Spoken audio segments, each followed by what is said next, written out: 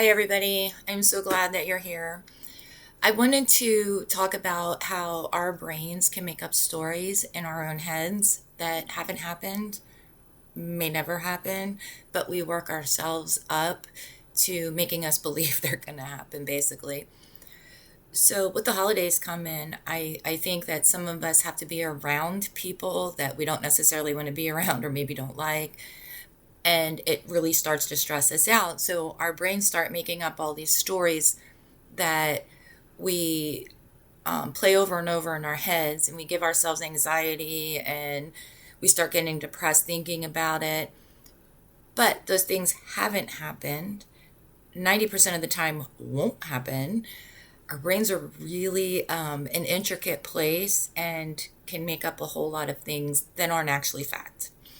So I wanted everybody to, when they start doing that, to take a step back and maybe think, okay, is this happening? What's really going on in the outside world? Do I really need to worry about this right now because I'm not even there yet? And how can I make myself stop thinking that something terrible is going to happen when I'm not even to that day yet?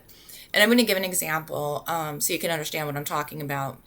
2 weeks before my son's first birthday and 3 weeks before Christmas, the first year he was gone, those 2 weeks before, I had myself so stressed out and so sad. It was just like it was a couple days after he died all over again.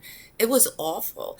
And part of it is that my brain was telling me that this was going to be just like the day he died, and I was not going to be able to get out of bed.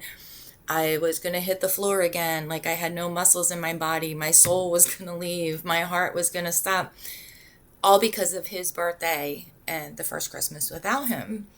Of course, those days came.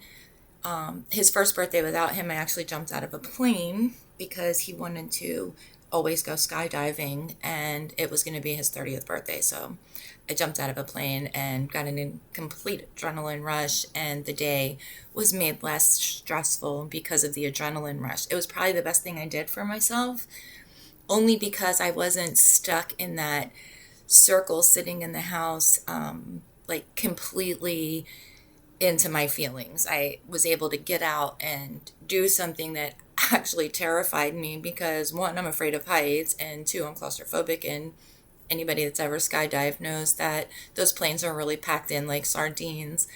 And once you go to jump, it's open land. So that day, my son may have gained wings, but I gained a purpose and a voice. And it really felt good. It felt good to overcome some fears and just kind of let it. I could scream and nobody could hear me except the guy in my back, but it felt good. It felt really good. And I felt closer to him because, you're 13,000 feet in the air. And I got to say happy birthday to him from up there. So it kind of helped. Actually, it really helped.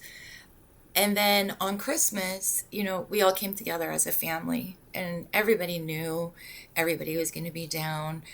But we had the kids. I have 9 grandchildren. Well, at the time I didn't. I had 6. Um, but I have grandchildren, and, everybody said, oh, you got to do it for your grandchildren. Well, that's really hard. Hard to say, hard to do, right? Um, I got up that day. I did Christmas morning breakfast like I always do. And when everybody went home, it was kind of a reflection moment. I felt lost. I felt sad. But nothing as bad as the previous 2 weeks when my brain was telling me, oh, you're going to be sick to your stomach. You're going to have panic attacks. Your anxiety is going to be bad. You're not going to be able to handle this. I did. I handled it.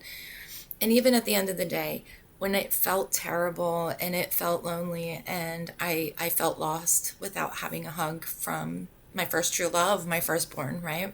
The one who made me a mom, I still had the feeling that he was there. And I think my brain probably could have helped me with that a little more previous, but it didn't. So my point here is, because I tend to talk a lot, my ADHD takes me all over the place. I warned you guys. Um, my point here is that when your brain starts taking you out to left field, try to take a step back, take a look around and say, is it really going to be as bad as it feels like it's going to be? And then think about it. Think about it really hard. You're going to be around maybe other family, close friends. If you're going to be by yourself, maybe get a good book that you can focus on, or find a movie that you can focus on anything but the trauma, because that will get you through your day. Your brain is going to mess with you a lot during your healing. It's going to do strange things. My therapist likes to say that I have roads engraved in there and I need to make new ones, new paths. So let's start this year on the holidays making new paths. Let's help our brain start going in the right direction and stop going over those old worn out paths that we've done years and years and years. Everybody have a great night. I hope you all are shining bright and you're all blessed.